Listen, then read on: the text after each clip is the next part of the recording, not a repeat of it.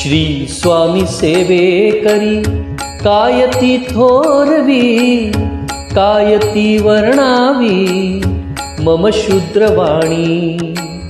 भाग्य ते त्यांचे, पुण्यही त्यांचे, सुकृत त्यांचे काय सांगू, सुकृत त्यांचे काय सांगू।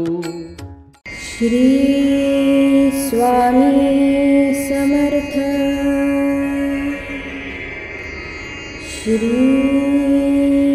स्वामी समर्थ। श्री स्वामी समर्थ। अक्कलकोटमध्ये श्री स्वामी महाराजांचे जे कोण सेवेकरी होते ते सगळंच काय अक्कलकोटचे मूळ नागरिक होते अशातली परिस्थिती नाही। खूप लोक आधी सुंदराबाई सुद्धा कुठून तरी बाहेरून आल्या होत्या आणि त्या महाराजांच्या सेवेत राहिल्या। भक्त म्हणजे अशाच एका सेवेकऱ्यांबद्दल आज आपण बोलणार आहोत। स्वामी महाराज त्यांना लाडाने कौतुकाने माझा लठ्ठेश्वर पंडित असं म्हणायचे। हा पोरगा तुझं बघायला गेला अगदी लहान वयातच स्वामी महाराजांकडे आला आणि स्वामी महाराजांकडे आला तो स्वामी महाराजांचाच होऊन गेला। श्री स्वामीराज माऊली। नमस्कार भक्त मंडळी, श्री स्वामीराज माऊली या आपल्या युट्यूब चॅनलवरती मी मिलिंद पेळगावकर तुमचं खूप खूप स्वागत करतो। पेशवाई काळामध्ये जामखिंड हे पटवर्धन सरकारांकडे होतं आणि तिथल्या एका छोट्याशा गोरे गावामध्ये या स्वामी महाराजांच्या लठ्ठेश्वराचा जन्म झाला। भक्त मंडळी, त्यांचं नाव श्रीपाद भट, त्यांच्या वडिलांचं नाव अनंत भट। या अनंत भटांची या गोरे गावामध्ये खूप ख्याती होती। ते वेदशास्त्र संपन्न ब्राह्मण होते आणि एक विद्वान म्हणून त्यांची ओळख होती तिथे। त्यांना 8 मुलं, त्याच्यापैकी एक हा श्रीपाद भट। या छोट्या श्रीपादच्या कानावर स्वामी महाराजांची काय ना काय बातमी नेहमी येत असत। त्या काळात बहुतांश लोक स्वामी महाराजांच्या दर्शनास येत, त्यामुळे स्वामी महाराजांची चर्चा तसं बघायला की तर महाराष्ट्रातल्या सर्व गावांमध्ये होत होती। श्रीपादच्या कानावरती ती नेहमी पडत असल्यामुळे त्याला नेहमी वाटायचं की आज ना उद्या आपण अक्कलकोटला जायचं आणि स्वामी महाराजांचं दर्शन घ्यायचं। पण वय लहान, त्याला सोडणार कोण इतक्या लांब, त्यामुळे ते तिथेच राहिलं। वयाच्या 8व्या वर्षी आनंद भटांनी त्यांच्या मुलाची श्रीपादची मुंज केली। त्यानंतर त्याला वेदशास्त्राच्या अभ्यासाला पाठवलं। श्रीपाद भट जेमतेम 16-17 वर्षाचा होत असेल तो त्याचा अभ्यासक्रम पूर्ण झाला। त्यांनी वेदशास्त्राचा सगळा अभ्यास पूर्ण केला, पण मन काय ह्या गोऱ्या गावामध्ये लागत नव्हतं। त्याला एकसारखं वाटायचं की आपण अक्कलकोटला जावं, स्वामी महाराजांचं दर्शन घ्यावं, स्वामी महाराजांचं दर्शन घ्यावं। त्यांनी तसा विषय घरी काढला सुद्धा होता, पण घरच्या मंडळींनी त्याला ताकीद दिली। त्याला सांगितलं अजिबात कुठे लांब जायचं नाही, तुला लांब फिरण्याचा अनुभव सुद्धा नाहीये। तू एकटा कुठे गेला आणि वाट चुकलास तर पुन्हा परत कसा येशील, त्यामुळे कुठेही जाऊ नको, थोडा मोठा हो आणि त्याच्यानंतर जिथे जायचे तिथे तू जा। पण ह्याचा जो काय ध्यास होता स्वामी दर्शनाचा तो काय याला स्वस्थ बसून देत नव्हता। आता करायचे काय? घरच्या मंडळींनी तर सक्त ताकीद दिलेली आहे की कुठे लांब जायचं नाही। मग स्वामींचं दर्शन होणार कसं? स्वामी माऊलींना मी बघणार कसं? त्याच्या डोक्यामध्ये नाना प्रकारचे विचार येऊ लागले, डोकं अक्षरशः गरगरू लागलं। एक दिवशी त्यांनी विचार केला, काही केलं आपण स्वामी महाराजांचं दर्शन घ्यायचं, पण महाराजांच्या दर्शनात जाण्यासाठी काही प्रमाणात खिशामध्ये द्रव्य पाहिजे, पैसा पाहिजे। एवढा लांबचा पल्ला, तिथपर्यंत प्रवास करणं म्हणजे खिशात काहीतरी पैसा पाहिजे की नाही। त्यामुळे जरा तो शांत बसला, स्वस्थ बसला। आपण काहीतरी आपल्या हातात 2 पैसे आल्यावरती आपण अक्कलकोटला आज ना उद्या जाऊया या विचारामध्ये तो होता। पण एक दिवशी काय त्याचं मन त्याला स्वस्थ राहू दिलंच नाही। त्याचं मन खूप चलबिचल झालं। आता करायचं काय? पैसा आता नाही हातामध्ये, काय होऊ दे, महाराज आपली काळजी घेतील, आपला देव आपली काळजी घेईल, अशा विचारामध्ये त्यांनी घरून एक फक्त नारळ घेतला आणि तो नारळ हातात घेऊन त्यांनी त्याच्या प्रवासाला सुरुवात केली। भक्त म्हणजे उन्हाची तानाची त्यांनी कसलाच वेळेचा सुद्धा विचार केला नाही आणि तो चालत चालत तसाच तो अक्कलकोटी पोहोचला. अक्कलकोटात आल्यावरती स्वामी महाराज कुठेही जेव्हा त्यांनी चौकशी केली आणि त्याला समजलं एका विशिष्ट ठिकाणी महाराज बसलेले आहेत, तेव्हा तो लगबगीने महाराजांपाशी गेला आणि महाराजांचं दर्शन घेताच तो भान हरपून बसला. फक्त गणो तेजपुंज अजानुबाहू प्रत्यक्ष परब्रह्माचं स्वरूप. महाराजांचं काय वर्णन करायचं ते कधी कधी सुचत नाही, पण स्वामी महाराजांच्या मूर्तीचं दर्शन घेणं म्हणजे खरोखर तेवढं भाग्य असावं लागायचं. आज आपल्याला स्वामी चरित्रामध्ये आपण बघतो, हा आला, तो आला, अमुक आला, तमुक आला, पण ही सगळी मंडळी भाग्यवान होती बरं का. श्रीपादला तर महाराजांची आधीपासून ओढ होती. अक्कलकोटला जाऊन मला महाराजांचं दर्शन घ्यायचं असं त्याला सदोदित वाटत होतं, अगदी लहानपणापासून वाटत होतं. आणि अशा वेळेला तो एक दिवशी तो जाऊन महाराजांच्या समोर जेव्हा उभा टाकतो, तेव्हा महाराजांच्या मूर्तीकडे पाहून, महाराजांच्या स्वरूपाकडे पाहून तो सगळं काय विसरून जातो आणि प्रत्यक्ष परब्रह्माचं दर्शन घडल्याचा त्याला आनंद होतो. हा आनंद इतका परमोच्च अवस्थेतला असतो की त्याला आकाश ठेकणं वाटू लागतं. आज मला प्रत्यक्ष परब्रह्माचं दर्शन झालेलं आहे, प्रत्यक्ष देवाचं दर्शन झालेलं आहे. हा आनंद काय तो वेगळाच असणार.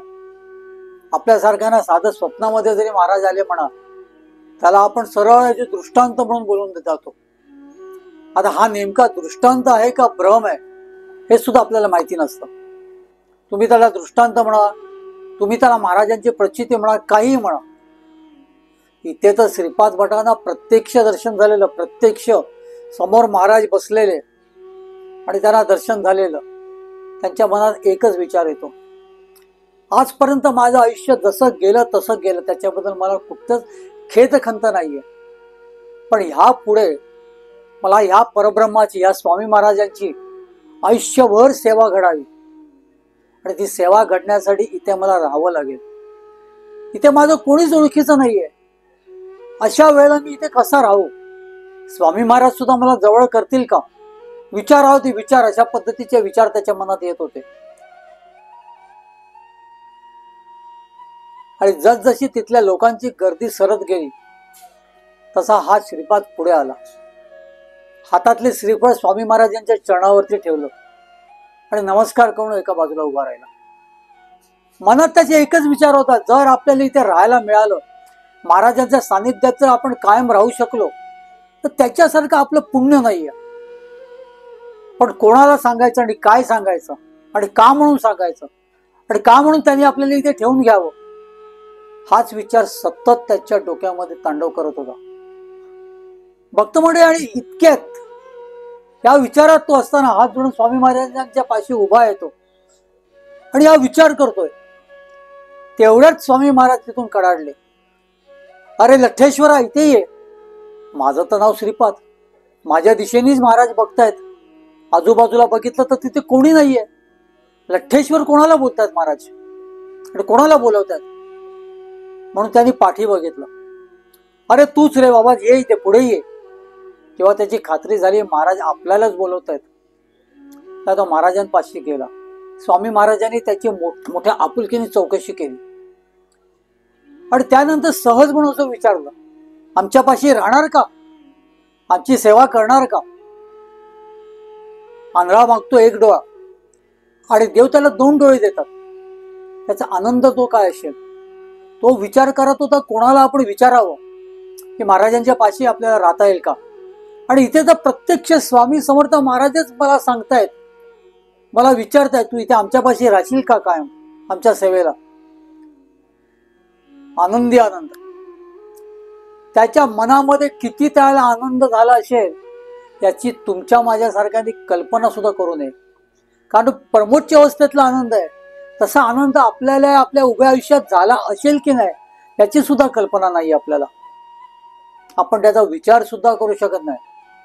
आपल्या आयुष्यामध्ये काहीतरी जे मोठं घडलेलं असतं त्याला आतापर्यंत आपण परमोच्च आनंद म्हणतो, पण त्याही पलीकडे आनंद असतो तो असा प्रत्यक्ष परब्रह्माने विचारणं की माझ्याकडे तू राहतोस का, माझ्या सेवेत तू कायमचा राहतोस का. याचा पुढचा आनंद तो काय असणार. श्रीपाद भटांनी लगेच जोरजोराने मान हलवली. वय तसं लहान होतं, 17-18 वर्षाचं, म्हणजे काय जास्ती वय नाही. आणि 17-18 वर्षाच्या मुलाची एखादी आकांक्षा असते, एखादी इच्छा असते, आणि ती जेव्हा त्याला मिळते, ती सफल होते, त्याला त्याचा आनंद कसा असावा. तसंच काहीसं श्रीपादाचं झालं.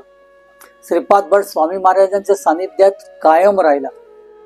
त्यांनी कसलाच पाठचा पुढचा विचार केला नाही. त्यावेळेला स्वामी महाराज जास्ती वेळ चोळप्पांच्या घरात असत, त्यामुळे त्याला पडतील ती कामं तो करत होता. महाराजांचा दिवस आहे त्याची सुरुवात पहाटे व्हायची.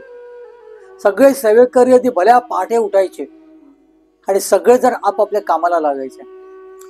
महाराजांची एकदा प्रातःविधी झाली का महाराजांना आंघोळ घालणं, महाराजांच्या अंगावर नाम काढणं, हे सगळं सुंदराबाईंचं काम होतं. पण एकदा स्वामी महाराजांना त्या चौरंगावरती बसवलं आणि त्यांची पाद्यपूजा वगैरे जी व्हायची, त्यांचे षोडोपचार पूजन जे व्हायचं, त्या पूजेला बहुतेक भक्त मंडळी यायची, बाहेरगावची सुद्धा यायची. आणि भल्या पहाटे स्वामी महाराजांची षोडशोपचार पूजा होत असत. ही पूजा श्रीपाद भट सांगत असत.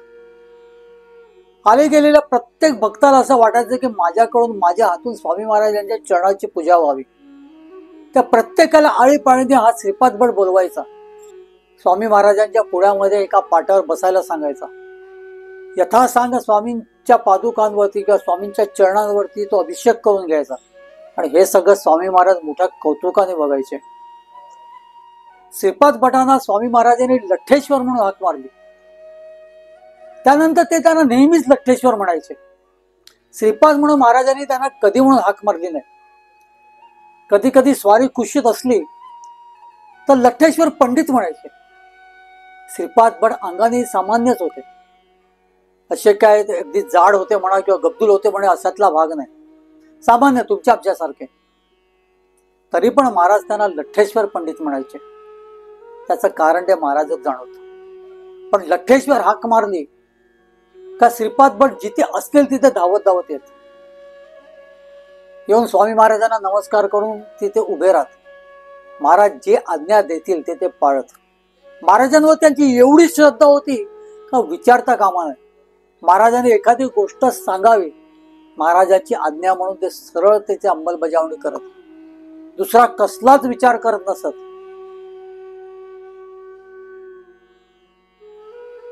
अशीच एक गोष्ट आहे. महाराज एक दिवशी धाकट्या मणुरास गेले होते. हे मणूर हे चोळप्पांचं गाव, बरं का, मूळ गाव. तिथून चोळप्पा अक्कलकोटला आले होते फार पूर्वी. तर महाराज ज्याला धाकट्या मणूरला गेले होते, बरोबर असंख्य सेवेकरी होते. मी नेहमी तुम्हाला सांगतो, जिथे महाराज जात तिथे अक्कलकोट मधली सगळी मंडळी महाराजांच्या बरोबर जात असत. पुढे पुढे तर काही दुकानदार त्यांची दुकानं थाटायला सुद्धा महाराजांच्या सानिध्यात जात असत. जिथे महाराज जातील तिथे सुद्धा तुडुंब गर्दी व्हायची. त्या गावकरी किंवा तिथली आजूबाजूची गावं सुद्धा महाराजांच्या दर्शनाला येत असत. आणि असाच काहीसा प्रकार चालत असत. थोडक्यात काय, महाराज जिथे जातील तिथे जत्रा भरायची, जत्रा. आणि असे धाकट्या मनुराज महाराज गेले होते, तिथे सुद्धा जत्रा भरली. असंख्य लोक आली होती. काय काय लोक आली होती काय विचारू नका. स्वामी महाराजांनी त्यातील प्रत्येकावरती त्याच्या त्याच्या योग्यतेनुसार त्यांनी कृपा केली.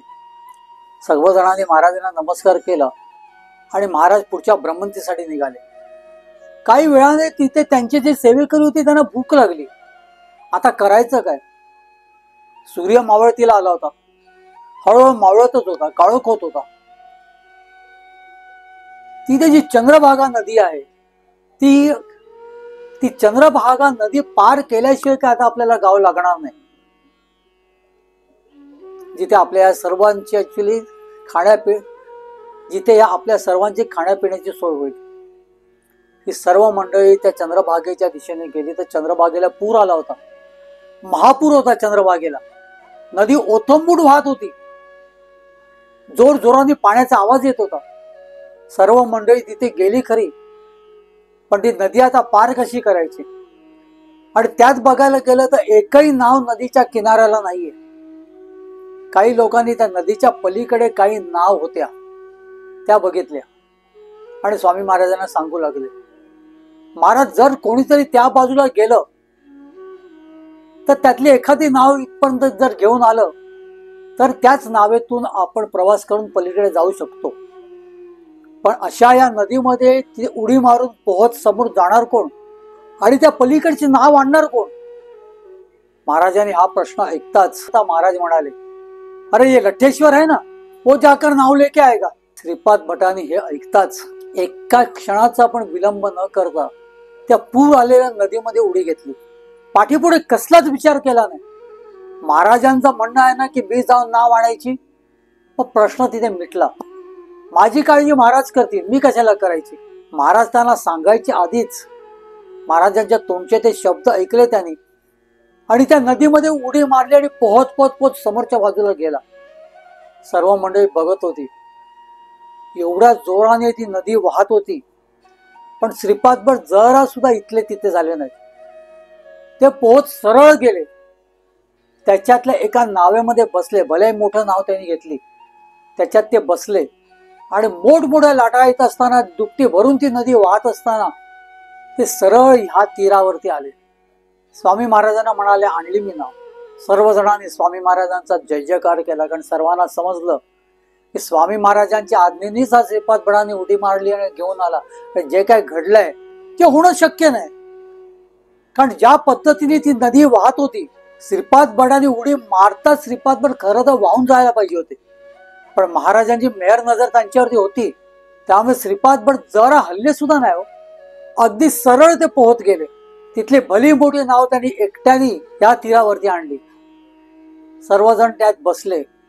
स्वामी महाराजांचा जय जयकार करत, स्वामी महाराजांचं नामस्मरण करत करत त्यांनी पुन्हा श्रीपाद भटांनी जिथून नाव आणली होती त्या तीरावर गेले. स्वामी महाराज बोलले का तिथे नंतर दुसरा कसलाच एका क्षणाचाही विचार श्रीपाद भट करत नसत. स्वामी आज्ञा म्हणजे स्वामी आज्ञा. महाराज म्हटले ना मग ते करायचं. एवढी महाराजांवर त्यांची श्रद्धा होती आणि जेवढी महाराजांवर त्यांची श्रद्धा होती तेवढंच महाराजांनी त्यांच्यावरती प्रेम पण केलं, कृपा पण केली.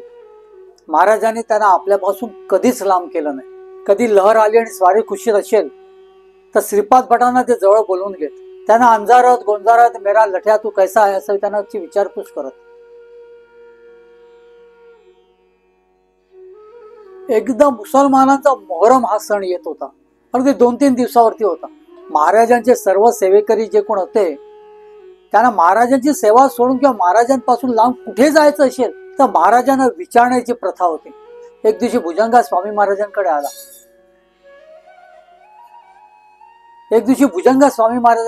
आला महाराजांना विचारलं, महाराज आता 2 दिवसाआधी मोहरम आहे, आपल्या गावामध्ये सगळे ताबूत फिरणार आहेत, आम्ही ते बघायला जाऊ का? महाराजांनी कडक शब्दात सांगितलं, कुठे जायचं नाही, बसायचं गपचूप घरामध्ये. भुजंगाने येऊन ते श्रीपाद भटजींना सांगितलं. दोघांचाही नाईलाज झाला. पण ज्या दिवशी मोहरम होता, ज्या दिवशी ते ताबूत सगळे ते फिरणार होती, त्या दिवशी यांची मन इतकी विचलित झाली त्यांना काही कळेना. खूप बघण्याची इच्छा होती. जसजसं त्यांच्या त्या वाद्याचा आवाज येऊ लागला तसं हे दोघं इतके बेचैन झाले का महाराजांनी कुठे जायचं नाही सांगितलेलं असताना सुद्धा ते ताबूत बघण्यासाठी ते गावात गेले. फक्त म्हणजे प्रचंड गर्दी होती, खूप गर्दी होती. ते ताबूत घेऊन नाचत होते सर्वजण. तेवढ्याच श्रीपाद भटांच्या लक्षात आलं की आपल्या हातात 3.5 तोळ्याचं मोठं सोन्याचं वळ आहे. 3.5 तोळ्याचं वळ.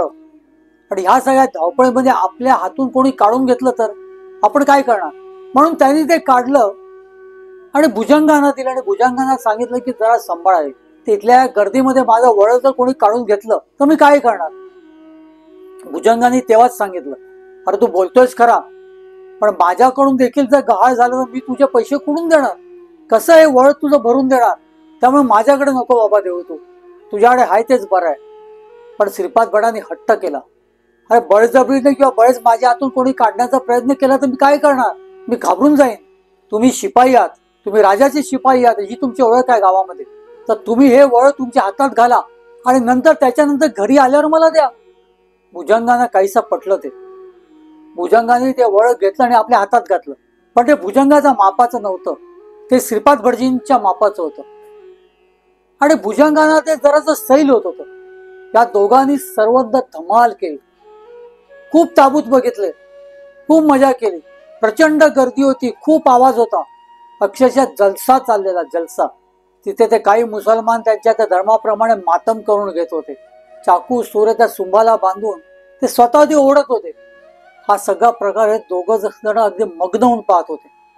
महाराजांनी भुजंगाला त्यावेळेला सांगितलेलं, जाऊ नको, घरात बैस, नाही तर मातीत जाशील. तरी पण हे दोघं आले होते. हे दोघं ते ताबूत बघत होते. ताबूत बघण्यामध्ये ते मग्न झाले. आणि हा सगळा कार्यक्रम संपल्यावरती ते जेव्हा घरी यायला निघाले, त्या भुजंगांच्या लक्षात आलं की आपल्याकडून श्रीपाद भटाचं 3.5 तोळे सोन्याचं कडं किंवा वळ हे पडलेलं आहे. त्यांनी श्रीपाद भटाला सांगितलं. दोघंही उदास झाले. पण करणार काय? महाराजांनी तर सांगितलेलं अजिबात जायचं नाही, तरी आपण आलेलो आहोत, त्याची ही शिक्षा आहे. हे दोघांनाही कळलेलं. 3.5 तोळ्याचं वळ त्यांच्या हातातून पडलेलं. किती मोठं नुकसान होतं ते. दोघंही मुकाट्याने आले आणि तोंड पाडून स्वामी महाराजांच्या पुढ्यात बसले होते. महाराज अंतर्ज्ञानी हो. महाराजांना माहिती होतं की काय घडलेलं आहे ते. पण महाराजांनी त्यांना एका शब्दाने काही विचारलं नाही. शेवटी नाईलाजास्तव त्या दोघांनी स्वामी महाराजांना सांगितलं. त्यात त्या भुजंगाकडून ते गाळ झालेलं असल्यामुळे भुजंगाचा स्वामी महाराजांच्या चरणावर अक्षरशः गडबड लोळत होता. महाराज काही करा, पण ह्याचं जे काय नुकसान माझ्यामुळे झालेलं आहे ते एक तर मला भरून देण्याची ताकद द्या, किंवा ते वळ तरी त्याला मिळू द्या. काय मला बुद्धी झाली आणि मी ते वळ माझ्या ताब्यात घेतलं. खरं तर ते घ्यायलाच नको होतं, पण मी घेतलं. महाराज हसत होते. महाराज हसताच क्षणी त्यांना कळलं की खरं तर त्यांनी त्या ताबूत बघायला जायलाच नको होतं.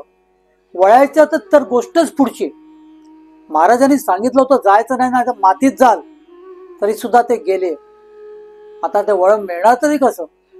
त्याला कोणाला मिळालं असेल त्यांनी ते सोन्याचं वळ का म्हणून परत द्यावं, आणि ते कोणाला द्यावं? विचारायला गेलं तर कोणी सांगेल ते माझं आहे आणि घेईल. म्हणजे थोडक्यात काय, ते वळ आता परत मिळणार नाही याची या दोघांनाही खात्री झाली. आता करायचं काय? स्वामी महाराजांनी त्यांना विचारलं, मिळालं का तुमचं वळ? दोघांनी आधी उदास होऊन मान नाकारार्थी केली. नाही मिळालं महाराज, पण आम्हाला आमची चूक समजलेली आहे. तुम्ही आम्हाला नको जाऊ असं सांगितलेलं असताना सुद्धा आम्ही तिथे गेलो. ही आमची चूक होती आणि त्याच्याचमुळे आज आमच्या बाबतीत हे घडलेलं आहे. त्यांना झालेला पश्चाताप बघून स्वामी महाराज गहिवरले. दोघंही लाडके हो. श्रीपाद भट पण लाडका आणि भुजंगाला तर ते फिरंगी म्हणायचे, फिरंगी. तर ते भुजंगा सुद्धा लाडके होते. माझा फिरंगी असं कधी कधी करत. मग या दोघांना चिंतेत बघून महाराजांची काय अवस्था होणार? महाराज म्हणाले, अरे काळजी नका करू, त्या भट्टाचं वळ आहे ते चालत घरी येईल, बरं का, चालत घरी येईल. ते प्रत्यक्ष परब्रह्म होते. आणि त्यांच्या मुखातले हे शब्द ऐकून हे दोघं काही प्रमाणात सुखावले. आणि तसंच झालं. काही वेळाने एक शिपाई आला आणि त्या शिपाईने ते वळ आणून स्वामी महाराजांच्या चरणावर ठेवलं. सांगितलं, तुमच्या माणसाचं हे वळ आहे असं आम्हाला कोणीतरी सांगितलेलं आहे. त्या शिपाईने आणून दिलेलं वळ बघून त्या दोघांना किती आनंद झाला असेल. हो, शोधून मिळालेलं नव्हतं, पण ते पण सोन्याचं वळ. ते नेमकं त्या शिपाईच्या हाताला लागावं आणि त्या शिपाईने आणून ते त्यांच्या स्वाधीन केलं. खरं तर या दोघांनी महाराजांचं ऐकलेलं नव्हतं. महाराज नको सांगून सुद्धा ते ताबूत बघायला गेले होते आणि त्याचमुळे ही त्यांना शिक्षा झालेली होती. पण त्यांचा पश्चाताप बघून महाराजांनी त्यांचं वळ त्यांना मिळवून दिलं. श्रीपाद भट आहे आपल्या लाडक्या लठ्ठेश्वराचं ते वळ होतं हे महाराज जाणून होते. वेळ प्रसंगी शिक्षा तर करीनच करेन, पण त्याला उदास होऊ देणार नाही. एक दिवशी महाराज कोंढळी म्हणून एक गाव आहे त्या कोंढळीला गेले होते. आणि ते कोंढळीला गेलेले असताना तिथे सुद्धा सर्व सेवेकरांना भूक लागली. प्रचंड भूक लागली. किमान 100 माणसं असतील. आता करायचं काय? कोंढळीला त्या देवीचं एक मंदिर आहे आणि ती देवी अत्यंत जागृत आहे असं म्हटलं जातं. त्यावेळेला श्रीपाद भटाने महाराजांना येऊन सांगितलं की महाराज सगळ्यांना भूक लागल्या आणि आपण अक्कलकोट पासून इतकं लांब आलेलो आहे, इथपर्यंत आता आल्यावरती आपण करायचं काय? ही सर्व मंडळी भुकेलेली आहेत. त्यावेळेला स्वामी महाराजांनी आपल्या लाडक्या लठ्ठेश्वराला सांगितलं, अरे त्या पलीकडच्या मळ्यात जा, त्या भल्या मोठ्या झाडा पाठीमाग माझी अन्नपूर्णा माय माझ्यासाठी वाट बघत आहे, ती देईल ते सगळं घेऊन ये. स्वामी महाराजांची आज्ञा. पलीकडच्या मळ्यात कोण असेल आता एवढ्या रात्री? कसं का आपण तिथे जायचं? हा कसलाही विचार कधीच या श्रीपाद भटांनी केला नाही. महाराजांनी आज्ञा देताच तो तिथे तडक पलीकडच्या मळ्यात गेला. त्या भल्या मोठ्या झाडाच्या पाठी जाऊन बघतो तर एक मोठं कुंकू लावलेली एक देशपुंज बाई उभी होती. तिच्या पुढ्यात काही मोठी मोठी भांडी तपेली वगैरे काय होती. त्या बाई म्हणाल्या, अरे हे सगळं माझ्याकडे पाहुणे येणार होते म्हणून मी केलेलं, पण त्यांचं येणं आता काय मला दिसत नाहीये. याच रानात आम्ही सगळे एकत्र जमून जेवणार होतो, तेव्हा आता तू इथे आल्यास तर तू हे सगळं घेऊन जा. त्याला श्रीपाद भटांनी त्या बाईंना सांगितलं, अहो आम्ही सगळे स्वामी महाराजांचे सेवेकरी आहोत, स्वामी महाराजांच्या सह या गावामध्ये आलेलो आहोत, तर तुम्ही सुद्धा महाराजांच्या दर्शनाला चला. त्यावर त्या बाई म्हणाला, तू पुढे हो, हे सगळं घेऊन जा अन्न, तुम्ही यथेच्छ जेवा आधी, त्यानंतर मी महाराजांच्या दर्शनाला येईन. ही सगळी मोठी मोठी तपेली, मोठे मोठे टोप भरून अन्न, पंचपक्वान्नाचं अन्न त्या बाईनी शिजवून तिथे ती तयार ठेवलेलं, गरम गरम अगदी ताजं. श्रीपाद भटाने आणखीन काही सेवेकरांना बोलवलं, पण त्यांच्या मदतीने ते मोठे मोठे टोप त्यांनी उचलून तिथपर्यंत आणले. महाराज हे सगळं बघत होते.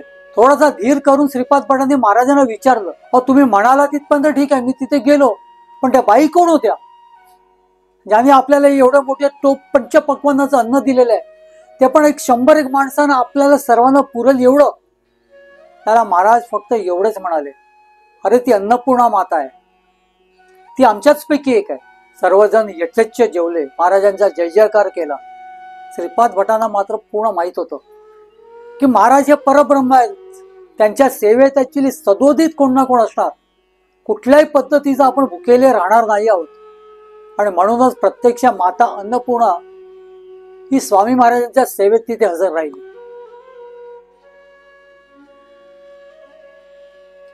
एक दिवशी महाराजांना घेऊन सगळेजण कुठेतरी जात होते. अचानक सर्वांना मेळा खूप जड वाटला. एवढा जड वाटला की त्यांना तो उचलणं शक्य नव्हतं. पाठी 3 आणि पुढे 3 भोई जरी असले तरी महाराजांचा मेळा उचलणं त्यांना खूप जड झालं. श्रीपाद भट तिथेच होते. श्रीपाद भटांनी लगेच एका छोट्या घोड्याची सोय केली, त्याला आपण टट्टू म्हणतो. त्या टट्टूवरती महाराजांना बसवलं. महाराजांना सांगितलं, मेळा खूप जड होतोय, तर या टट्टूवरती बसा, आपण टट्टूवरून तुम्हाला मी घेऊन जातो. महाराज म्हणाले, हरकत नाही, मला काही त्याचं नाही. महाराज लगेच त्या टट्टूवर बसले. पण तो टट्टू काही पावलं गेल्यावरती तो टट्टू पण खाली बसला. त्या दिवशी महाराज एवढे जड का झाले होते हे कोणालाच कळलं नाही.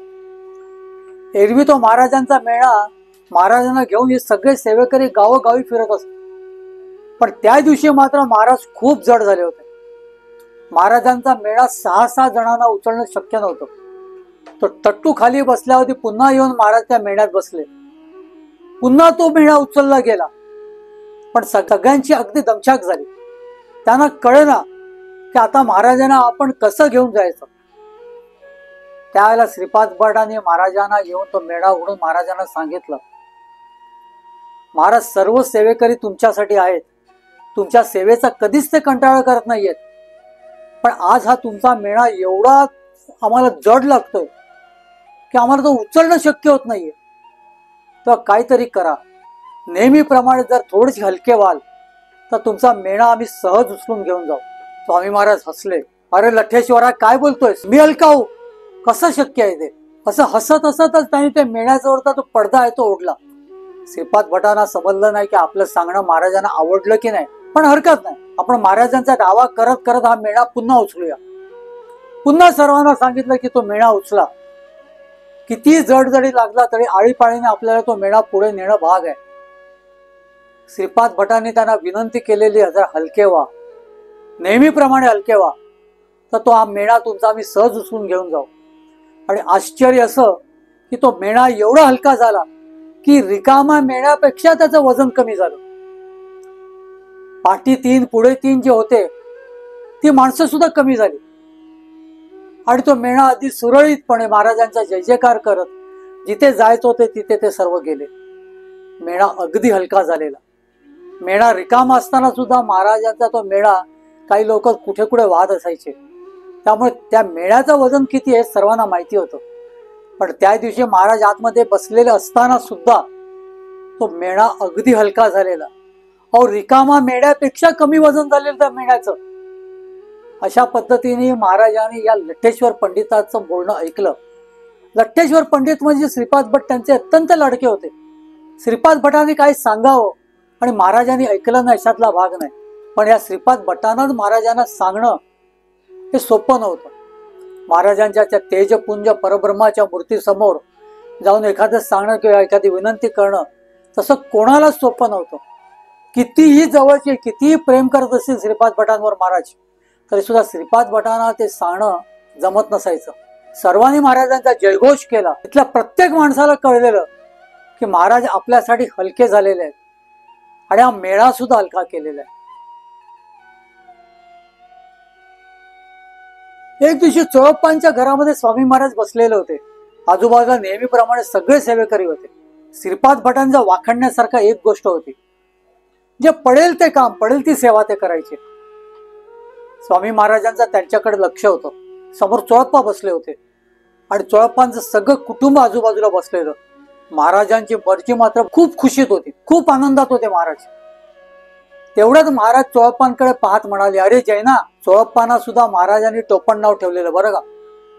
चोळप्पांना ते जैन म्हणत, जैन. अरे जैना, मी काय सांगतो ते ऐक. जैना लगेच उभे राहिले. स्वामी महाराजांच्या पाशी हात जोडून उभे राहिले. स्वामी महाराजांनी काय सांगावं. या आपली राजूबाईचं लग्न या लठ्ठेश्वराबरोबर लाव बरे.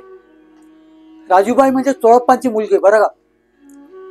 स्वामी महाराजांनी आज्ञा केली आणि सरळ चोळप्पांना सांगितलं की हिचं लग्न माझ्या लठ्ठेश्वराशी लाव. महाराजांची आज्ञा म्हणजे आज्ञा. चोळप्पांनी दुसरा कसलाच विचार केला नाही. लागलीच काही दिवसातच या लठ्ठेश्वरांचं लग्न चोळप्पांच्या मुलीशी झालं. तिचं नाव राजूबाई. श्रीपाद भट मात्र स्वामी महाराजांच्या सानिध्यात नेहमी होते. नरसिंहभान देवस्थानाची स्थापना ज्यावेळेला झाली, म्हणजे आजचा समाधी मठ, त्याच्या भोवतीचा जो सभामंडप आहे जिथे आपण जाऊन बसतो, या सभामंडपाचं बांधकाम करायसाठी या श्रीपाद भटांनी सगळीकडून वर्गणी गोळा केली. आणि श्रीपाद भट वर्गणी सगळी गोळा करत असताना आले गेलेल्यांना स्वामी महाराज सांगत, अरे त्या श्रीपाद भटाला वर्गणी द्या बरं, इथे सभामंडप बांधायचे. आणि स्वामी महाराजांची आज्ञा म्हटल्यावरती आले गेलेला प्रत्येक भाविक, प्रत्येक भक्त हा श्रीपाद भटांना त्या सभामंडपाच्या बांधकामासाठी काय ना फुलाची पाकळी आपल्या योग्यतेनुसार वर्गणी द्यायचा.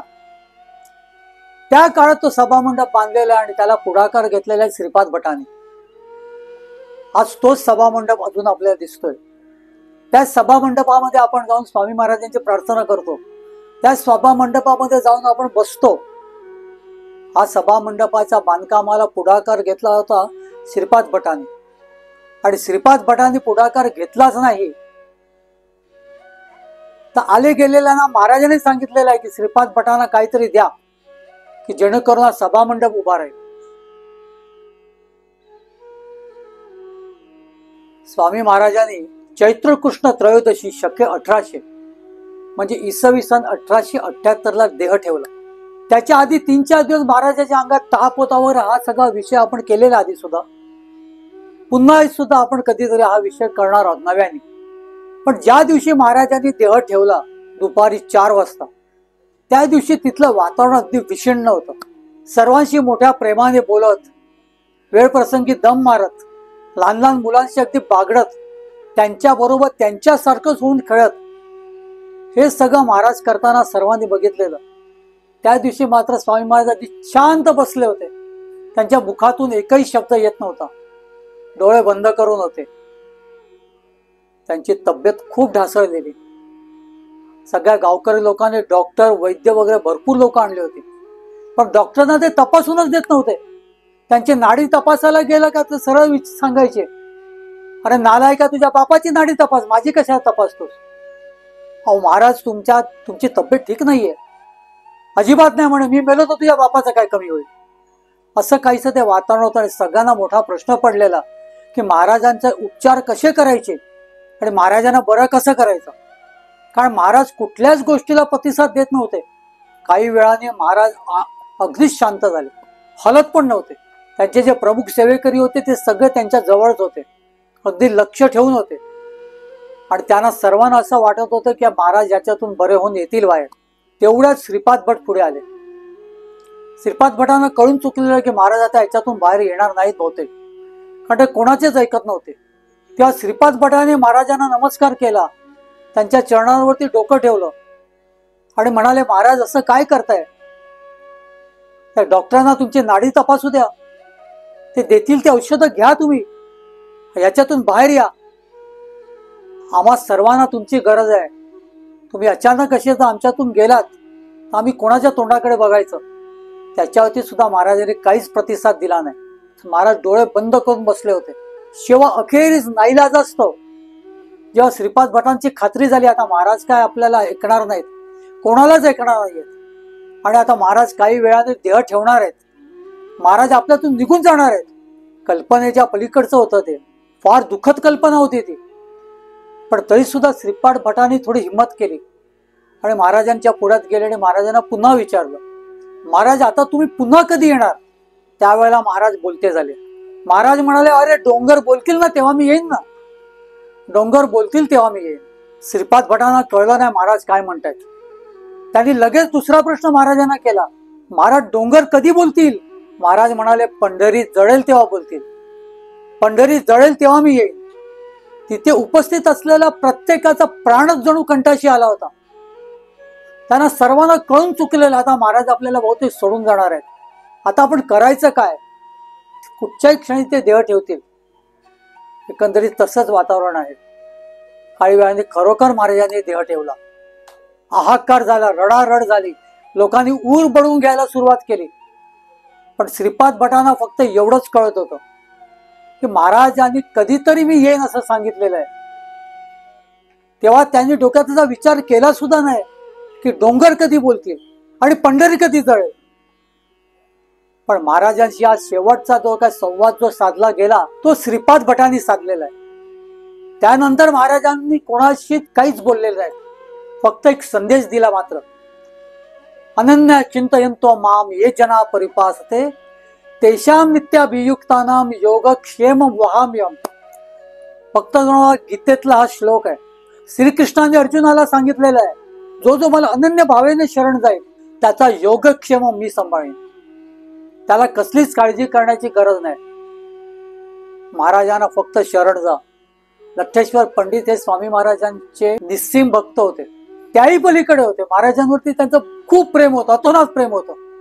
महाराजांचा तोंडचा शब्द त्याच्यावरती त्यांनी कधीच काही विचार केलेला नाहीये. भक्त मंडळी, या लठ्ठेश्वर पंडित म्हणजे श्रीपाद भटांचं पुढे काय झालं याची कुठेच नोंद नाहीये. त्यांची तस्वीर सुद्धा नाहीये. नाही म्हणायला स्वामी महाराजांचा जो ग्रुप फोटो आहे त्या ग्रुप फोटो मधली एकमेव त्यांचा चेहरा आपल्याला दिसतो ती तस्वीर आहे. आणि आपल्या चॅनलचा अट्ठास असतो की शक्यतो मूळ फोटोग्राफ द्यायचा. म्हणूनच आपल्या आजच्या या थंबनेल वरती श्रीपाद भटांचा त्या ग्रुप मधला फोटो घेतलेला आहे. मला माहिती आहे तो फोटो स्पष्ट नाहीये, पण तो श्रीपाद भटांचा मूळ फोटो आहे.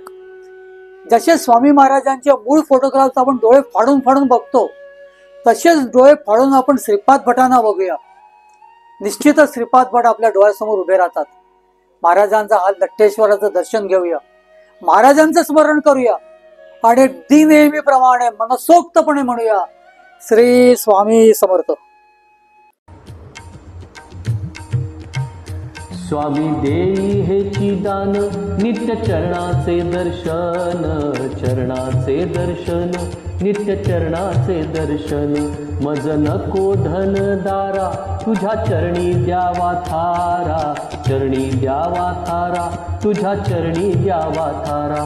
मज ठेवावे भिकारी सुखे करीन चाकरी, सुखे करीन चाकरी. तुझे नाम माझी जोड मुखी राहो तेची गोड, राहो तेची गोड मुखी राहो तेची गोड. स्वामी देई हेची दान नित्य चरणाचे दर्शन, चरणाचे दर्शन नित्य चरणाचे दर्शन. तुझ्या चरणी माझा माथा ऐसे करी दीनानाथा, ऐसे करी दीनानाथा. तुझ्या नामी लागो छंद मज द्यावे दासपद, द्यावे दासपद, मज द्यावे दासपद. स्वामी देई हेची दान, नित्य चरणांचे दर्शन, चरणांचे दर्शन, नित्य चरणांचे दर्शन. सुत मागे हेची दान, सुत मागे हेची दान, तुझ्या चरणी होऊ लीन, तुझ्या चरणी होऊ लीन. स्वामी देई हेची दान, नित्य चरणांचे दर्शन, चरणांचे दर्शन, नित्य चरणांचे दर्शन. मज नको धन दारा, तुझ्या चरणी द्यावा थारा, चरणी द्यावा थारा, तुझ्या चरणी द्यावा थारा. स्वामी देई हेची दान, नित्य चरणांचे दर्शन, चरणांचे दर्शन, नित्य चरणांचे दर्शन. स्वामी देई हेची दान, स्वामी देई हेची दान, स्वामी देई हेची दान.